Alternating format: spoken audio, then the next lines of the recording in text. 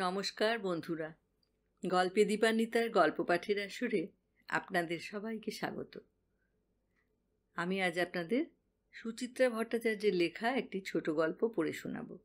গল্পটির নাম দোলাচল। শুনতে থাকুন।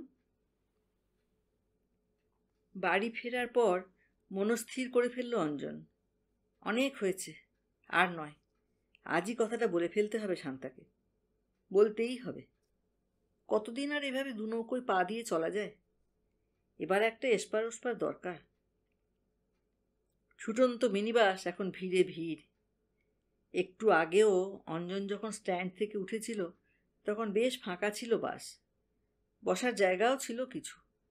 পার্ক স্ট্রিট পেরোতে না পেরোতে মানুষ উপচে পড়ছে, কটু ঘামের গন্ধে বিজবিজ চারদিক। কদিন ধরে গরমও পড়েছে খুব। জানলার ধারে বসেও যেন ঠিক আরাম হচ্ছিল না অঞ্জনের। কসরত করে পকেট থেকে রুমাল টেনে এনে মুখ মুছল অঞ্জন। এখনও রুমালে সুবাসটা লেগে আছে, কস্তুরীর সুবাস। হয়তোবা চোখে জলও। অঞ্জন কাছে থাকলে কস্তুরী নিজের রুমাল ব্যবহার করে না, অঞ্জনেরটাই তার চায়। চোখ বুজে কস্তুরীকে চোখে আনলো অঞ্জন। মেয়েটা এখনো বড্ড ছেলে মানুষ, বাচ্চা মেয়ের মতো কারণে অকারণে হাসি, কথায় কথায় অভিমান, একটুতেই খুশি, দেখ না দেখ চোখ টলটল।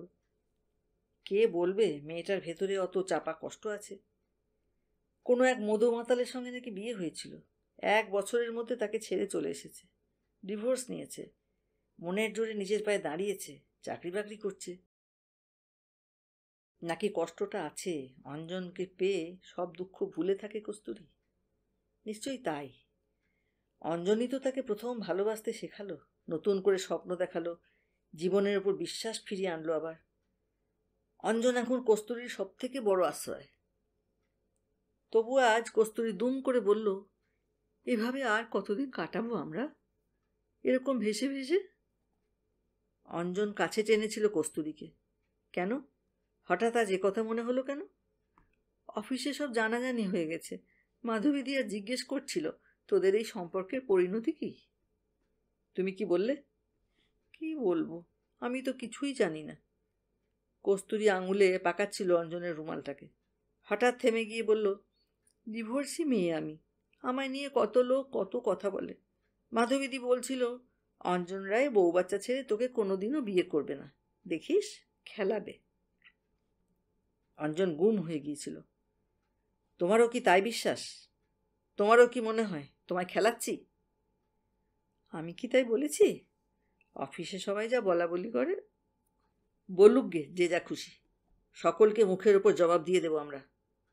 অঞ্জন একটুখানি দম নিয়ে বলেছিল, তুমি তো জানো তোমাকে আমি কি ভীষণ ভালোবাসি। তোমাকে ছাড়া আমি আর কটা দিন সময় দাও আমায় প্লিজ। রানীকুঠি এসে গেছে, হাঁকাহাঁকি করছে কন্ডাক্টর। পকেটের রুমাল গুঁজে অঞ্জন উঠে পড়ল। ভিড় ঠেলে এগোলো গেটের দিকে। সামনেই মার হাত ধরে একটা বাচ্চা ছেলে, গুঁতো গুঁতিতে ছটফট করছে বেচারা, একদম বুবাইয়ের বয়সী। অঞ্জন টপকে যেতে গিয়েও কি ভেবে ছেলেটার হাত ধরে ফেলল, সাবধানে নামিয়ে দিল বাস থেকে। ছেলেটার মা ধন্যবাদ গোছের কিছু বলল যেন অঞ্জনের কানে গেল না। অন্যমনস্ক মুখে বাস স্টপে দাঁড়িয়ে রইল একটুক্ষণ। বুবাইয়ের জন্য আজ কি একটা কিনে নিয়ে যেতে বলেছিল না শান্তা? রং পেন্সিল, স্টিকার, চার্ট পেপার, মনে পড়ছে না। থাক, শান্তা নিজেই কিনে নেবে। শান্তা যদি বুবাইকে না ছাড়ে, যদি জোর করে নিয়ে চলে যায়, তখন তো ছেলের জিনিস তাকেই কিনতে হবে। এখন থেকেই বরং অভ্যাসটা হোক। ভাবতে গিয়ে কোথায় যেন একটা কাঁটা খচখচ করে উঠল অঞ্জনের। 4.5 বছরের বুবাই তার বড় আদরের, শান্তাকে নয় ছেড়ে দিতে পারবে, কিন্তু বুবাই? ওদিকে আবার ছেলে না দিলে শান্তাই বা থাকে কি নিয়ে? সমস্যা সমস্যা। একটা ব্যবস্থা অবশ্য করা যায়। বুবাই নয় কিছুদিন মার কাছে রইল, কিছুদিন বাবার। শান্তা কি রাজি হবে? যাকগে যাক, তখনকার কথা তখন ভাবা যাবে। অঞ্জন মন্থর পায়ে হাঁটা শুরু করল। হঠাৎ কোত্থেকে রাজ্যের ক্লান্তি এসে ভর করছে শরীরে। অফিস ছুটির পর প্রতিদিন কস্তুরী আর সে গিয়ে বসে থাকে গঙ্গার ধারে। নদীর স্নিগ্ধ বাতাস আর কস্তুরীর টাটকা নিঃশ্বাস সঞ্জীবনী হয়ে সপ্রাণ করে দেয় তাকে। আজও তো ছিল, খানিক আগেও। তবু কেন এত শ্রান্তি? তবে কি কস্তুরীর কথা শান্তাকে বলতে হবে বলে মনে মনে টেনশন হচ্ছে অঞ্জনের? বাড়ির দরজায় এসে বেল টিপল অঞ্জন। অন্য দিনের মতো জোরে জোরে নয়, বেশ আস্তে, যেন কোনো অপরিচিত বাড়ির দুয়ারে এসে দাঁড়িয়েছে সে। শান্তা দরজা খুলেছে। এসেছ? দেখো, দিদি তোমার জন্য কতক্ষণ ধরে অপেক্ষা করছে। দিদি মানে অঞ্জনেরই দিদি, কাছেই থাকে বাঁশদ্রোণীতে। অঞ্জনের বিয়ের পর ভাইকে কাছাকাছি রাখবে বলে নিজে বাড়ি দেখে দিয়েছিল দিদি। আগে রোজই আসতো, বছর দুয়েক হলো ছেলে মেয়ের পড়াশোনার চাপে উপস্থিতি একটু কমেছে। অঞ্জন ঢুকতেই দিদি বলল, এত দেরি করলি কেন? কাজ ছিল, ওভারটাইম। তাই বল। তাই এই যে রোজ রোজ ওভারটাইম করছিস, এক্সট্রা টাকা পয়সাগুলো জমাচ্ছিস তো? যেটুকু পারি জমায়। হ্যাঁ জমা। কতদিন আর ভাড়া বাড়িতে থাকবি? এবার একটা ফ্ল্যাট ট্যাট বুক করার চেষ্টা কর। শান্তা রান্নাঘরে ঢুকে গেছে, চায়ের জল বসাচ্ছে বোধ হয়। সেখান থেকেই চেঁচিয়ে বলল, ওই কথাটাই তোমার ভাইকে ভালো করে বোঝাও তো দিদি। এইটুকুটুকু দুখানা ঘরে থাকি, তাও নিজের নয়। জল নিয়ে নিত্য অশান্তি হচ্ছে। দরকার হলে দেওয়ালে একটা পেরেক পর্যন্ত পোতা যায় না। অঞ্জন মনে মনে বলল, অশান্তি তোমার যাবে না শান্তা। ফ্ল্যাট হয়তো কোনো দিন হবে, কিন্তু সে ফ্ল্যাট তোমার হবে না। মুখে বলল, আমি ভাবি না কে বলল? কত প্রমোটারের সঙ্গে কথা বলেছি জানো? খুব ভালো। করতে হবে এই বয়সেই করে ফেল। আমাদের তো আর হয়ে উঠল না। তোর নিজস্ব একটা কিছু হলে আমারও ভালো লাগবে। দিদির স্বরে হালকা বিষাদ, দুঃখ বিলাস। নিজের অত বড় শ্বশুরবাড়ি, তবু আপনি কপনি হয়ে ফ্ল্যাটে ঢুকতে পারেনি বলে হাহাকার। অনর্থক কথা বাড়ালো না অঞ্জন। ঘরের কোণে ছোট ছোট রঙিন পিচবোর্ডের টুকরো জোড়া লাগিয়ে ছবি বানাচ্ছে বুবাই। পশু পাখি, মাছ, ফুল পাতা। ছেলেটা বড় শান্ত, নিজের ছোট্ট জগতে তন্ময় হয়ে থাকে দিনরাত। অঞ্জন এগিয়ে গিয়ে ছেলের কোঁকড়া চুলে আলগা হাত বোলালো। তারপর ছোট্ট একটা নিঃশ্বাস ফেলে চা শেষ করে ঢুকে গেল বাথরুমে। বাথরুমটা বেশ ছোট, মলিন, স্যাঁতসেঁতে। এ বাড়িতে ঢোকার সময় বাড়িওয়ালা শাওয়ার লাগিয়ে দেবে বলেছিল, দেয়নি। চৌবাচ্চা ব্যাপারটাকে বড় স্থূল ও গেঁয়ো মনে হয় অঞ্জনের। তবু কি আর করা, শান্তার মতো রসকসহীন নারীকে সে যখন এতকাল সহ্য করেছে, তখন এই চৌবাচ্চাটাকেও না হয় আর কিছুদিন। শান্তার মতো ঘরে বসে বসে ধ্বংস হওয়া মেয়ে নয় কস্তুরী। দুজনের চাকরি করা সংসারে স্বচ্ছন্দে আধুনিক ফ্ল্যাট বানানো যাবে। মগে করে গায়ে হরাস হরাস জল ঢালল অঞ্জন। কস্তুরীর রুচি আছে, ভারী শৌখিনভাবে সাজাবে ফ্ল্যাটখানাকে। কিন্তু শান্তাকে কথাটা বলা যায় কেমন করে? ঝপ করে বলে দেবে? আকস্মিক শখে বিবর্ণ হয়ে যাবে কি আট পড়ে শান্তা? গায়ে সাবান ডলল অঞ্জন। চেপে চেপে সারাদিনে জমে ওঠা ক্লেদ তুলছে দেহ থেকে। রইয়ে সইয়েও বলা যায়, যাকে কিনা বলে আস্তে আস্তে ভাঙো।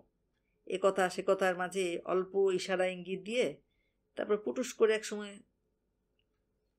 তোয়ালেতে গা মুছতে মুছতে আবার একটা ছোট্ট নিঃশ্বাস ফেলল অঞ্জন। বেচারা শান্তা। বাথরুম থেকে বেরিয়ে অঞ্জন দেখল দিদি চলে যাচ্ছে। দরজায় দাঁড়িয়ে তার সঙ্গে শেষ আলাপ সারছে শান্তা। অঞ্জন একটু নিশ্চিন্তই হলো। যাক, এবার শান্তাকে একলা পাওয়া যাবে। শোয়ার ঘর থেকে চুলটুল আঁচড়ে সোফায় এসে বসলো অঞ্জন। অনেকক্ষণ পর একটা সিগারেট ধরিয়েছে। নীলচে সাদা ধোঁয়া ঘন থেকে পাতলা হয়ে ছড়িয়ে পড়ছে চতুর্দিকে। বুবাই টিভিতে মগ্ন, কার্টুন ফিল্ম। চলমান ছবি দেখে কখনো হেসে উঠছে নিজের মনে, কখনো বা চোখ বড় বড়। অঞ্জন ছেলেকে ডাকলো, কিরে বুবাই, তুই আজ আমার সঙ্গে একটাও কথা বললি না যে? বারে, তুমি যে পিসির সঙ্গে কথা বলছিলে। এখনো তো কথা বলছিস না? বারে, টিভি দেখছি যে। অঞ্জন বলতে চাইল, আমাকে ছেড়ে তুই থাকতে পারবি তো বুবাই? স্বর ফুটল না। ছেলের নিমগ্ন ঘোর কাটিয়ে দেওয়া বড় বেশি নিষ্ঠুরতা হয়ে যাবে। শান্তা পাশে এসে বসেছে। ছেলেকে বলল, তুমি কিন্তু আজ সন্ধ্যে থেকে একটুও পড়াশোনা করলে না বুবাই। বুবাইয়ের চোখ আবার টিভিতে। বারে, তুমি তো বিকেলে 1, 2, 3 লেখালে। আর রাইমস কে মুখস্থ করবে? সব রাইমস আমি জানি। বল তো দেখি। বুবাই শরীর মোচড়াচ্ছে। অঞ্জন ইঙ্গিতময় সুরে বলে উঠল, ছেলে নিয়ে তোমায় অত চিন্তা করতে হবে না। বুবাই খুব ইন্টেলিজেন্ট, দেখো ও ঠিক সাইন করবে। যত ইন্টেলিজেন্ট হোক, ঘষা মাজা না করলে কিচ্ছু হয় না, সব হয়ে যাবে। তোমার তো খালি ওই এক কথা, বুবাইকে সামনের বছরে হাই স্কুলে দিতে হবে, সে খেয়াল আছে? দিও। কোন স্কুলে চেষ্টা করা যায় বলো তো? তুমি কোন স্কুলে দিতে চাও? আমার তো বাবা সেন্ট পিটার্সই বেশি পছন্দ। শখ কি বাপস, ওই স্কুলে ভর্তি করাতে কম করে 1000-10 টাকার ধাক্কা, তাও যদি ধরে করে চান্স পাওয়া যায়। শান্তা অত টাকা পাবে কোত্থেকে? অ্যালিমনি চাইবে কিছু? আইন মোতাবেক খোরপোস্ত কিছু দিতেই হবে অঞ্জনকে। দিয়েই দেবে না হয়। বুবাইকে বড় করার দায় যে অঞ্জনেরও আছে, এ কথা সে অস্বীকার করেই বা কি করে? এখন কি কথাটা বলেই ফেলবে শান্তাকে? বলাই যায়, এখনই বোধহয় প্রকৃষ্ট সময়। অঞ্জন মনে মনে শুরুটা ভেজে নিল। তোমার সঙ্গে একটা কথা ছিল শান্তা। কি কথা? কথাটা একটু সিরিয়াস, তোমাকে একটু ঠান্ডা মাথায় শুনতে হবে। পলকের জন্য ভুরুতে ভাঁজ পড়ল শান্তার। পলকে মিলিয়ে গেল। সহজ স্বরে বলল, সত্যি সত্যি কোথাও ফ্ল্যাট বুক করেছ? না। অফিসের কোনো প্রবলেম? না। অঞ্জন সামান্য অসহিষ্ণু। অন্য কথা। তাহলে পরে বলো, আমি আগে বুবাইয়ের খাবারটা গরম করে আনি। উঠে রান্নাঘরের দিকে যেতে গিয়েও থমকালো শান্তা। তুমি রুটি খাবে না ভাত? অঞ্জন হতাশ, চোখ বুজে ফেলল। রুটিই করো। কাজের পর কাজ চলছে শান্তার। বুবাইকে খাওয়ানো রীতিমতো ধৈর্যের কাজ। অনেক সাধ্য সাধনা করে নরমে গরমে সেই পাট চোকালো শান্তা। খান আষ্টেক রুটি করলো। ফ্রিজের হিমায়িত খাবার বার করে গরম করছে। কাল সকালে কাজের লোকের বাটনার জন্য মেপে জুপে মশলা বের করে রাখলো গ্যাস স্টোভের পাশে। গরমে দুধ কেটে যায় বলে আবার জাল দিল দুধ। নৈশাহার সাজাচ্ছে ডাইনিং টেবিলে। অঞ্জনের সিরিয়াস কথা শোনার সময় কই শান্তার? না, খেতে বসেও কথাটা পারা গেল না। রোজ রোজ বাজার থেকে পটল আনছে বলে উষ্মা প্রকাশ করতে শুরু করলো শান্তা। কৈফিয়ত দেওয়ার ভঙ্গিতে বাজার দরের ফিরিস্তি শোনাতে হলো অঞ্জনকে। ঝুপ করে প্রসঙ্গ পাল্টে শান্তা ইলেকট্রিক বিলে চলে গেল, সেখান থেকে রেশনে। এই সপ্তাহে রেশনে নাকি ডবল চিনি দিচ্ছে। রোববারের ভরসায় থাকলে সব চিনি হাপিস হয়ে যাবে। সুতরাং কালই সকালে অঞ্জন ক্রমশ অস্থির হয়ে পড়ছিল। কথাটা কি তবে কিছুতেই বলা যাবে না? বুবাই ঘুমিয়ে পড়েছে। শোয়ার ঘরে এসে ছেলের পাশে আধ শোয়া হলো অঞ্জন। চোখের সামনে কস্তুরী আসছে আবার। কস্তুরীকে ভালোবেসে ফেলেছে সে। বাঁচতেই পারে। বউ বাচ্চা আছে বলে কি অঞ্জনের আরেকজনকে ভালোবাসার অধিকার নেই? একজনকে ভালো লাগছে, আরেকজনকে লাগছে না।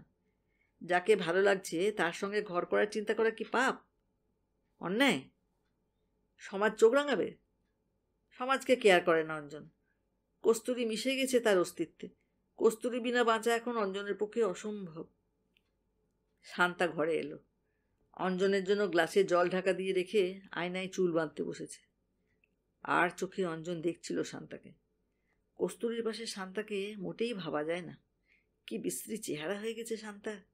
খসখসে অনুজ্জ্বল চামড়া, টিকটিকি লেজের মতো চুল, গালে মেচে তার দাগ, বুক পিঠ প্রায় এক, কাঠি কাঠি। তুলনায় কস্তুরী তো রাজহংসী। শুধু বুবাইয়ের মা বলে কি ওই শান্তাকে সহ্য করা উচিত? মন থেকে সমস্ত সংকট ঝেড়ে ফেলল অঞ্জন। ঘর ঘরে গলায় ডাকলো, শান্তা, শোনো একটু এদিকে। চিরুনি হাতে খাটের পাশে এলো শান্তা। কি? ওই যে তখন বলছিলাম, তোমার সঙ্গে সত্যিই আমার সিরিয়াস কথা আছে। আমারও? অঞ্জন ভুরু কুঁচকালো। তোমার আবার কি কথা? দিদি সন্ধেবেলা কেন এসেছিল জানো? জামাইবাবুর কোম্পানির হাল বেশ খারাপ। যাকে তাকে নাকি ভলান্টারি রিটায়ারমেন্টের অর্ডার ধরিয়ে দিচ্ছে। সে কি? প্রশ্নটা করতে না চেয়েও করে ফেলল অঞ্জন। আমায় তো তখন দিদি কিছু বলল না। বলবে তো বটেই, আজ বলেনি? সবে তখন তুমি খেটে খুঁটে এসেছ। মাত্র 2-3 লাখ করে নাকি দেবে। কি করে ওদের চলবে বলো তো? টাকা তো পাবে, একটা ব্যবসা ট্যাবসা শুরু করতে পারে। তুমি কি কথা বলবে বলছিলে? বলছি, বিছানায় এসো। কথাটায় কি অন্য কোনো আহ্বান আছে বলে ধরে নিল শান্তা? লক্ষ্মী মেয়ের মতো চুপচাপ চলে এসেছে। বুবাইকে একপাশে ঠেলে দিয়ে মাঝখানে শুয়ে পড়ল। শুয়েই উঠে পড়েছে। সায়ার দড়ি আলগা করলো, ব্লাউজের বোতামও। এই গরমে শিথিল হয়েই শোয় শান্তা। অঞ্জন অন্যদিকে মুখ ঘুরিয়ে নিল। তোমাকে কথাটা কিভাবে বলি ঠিক বুঝতে পারছি না। আমি আমি কি তুমি? শান্তা একটু ঘুরল। ধরো ধরো আমি যদি অন্য কাউকে ভালোবাসি, মানে মানে কথাটা চোখ বুজে বলে ফেলতে গিয়ে হঠাৎ কে জানে কেন তোতলা হয়ে গেল অঞ্জন। কেন হলো? শান্তা মুহূর্তের জন্য স্থির, মুহূর্তে হেসে উঠেছে। ইস, সে বুড়ো তোমার থাকলে তো। বলতে বলতে আরও ঝুঁকেছে। অঞ্জনের খোলা পিঠে হাত রেখে বলল, এই তোমার এখানে কি হয়েছে গো? অঞ্জন আরও বোকা হয়ে গেল। কি হয়েছে? ইস, একেবারে চাপড়া চাপড়া হয়ে গেছে। শান্তা হাত বোলাচ্ছে পিঠের মাঝখানটায়। গরমের থেকে হয়েছে। জ্বালা করে না তোমার? আগে বলনি কেন? একটু বরফ ঘষে দিতাম। এখন একটু মলম লাগিয়ে দেবো? আঙুল নড়ছে পিঠে, নাকি জাদুকাঠি? কুহকিনীর মায়ায় আচ্ছন্ন হয়ে যাচ্ছে দেহ। হৃৎপিণ্ড অসাড়। মায়াবী ছোঁয়ায় এইভাবেই কি ষড়যন্ত্র রুদ্ধ হয়ে যায়? অঞ্জন টের পাচ্ছিল ভালোবাসি বলার থেকেও ভালোবাসি না বলাটা অনেক অনেক বেশি কঠিন। কেন যে কঠিন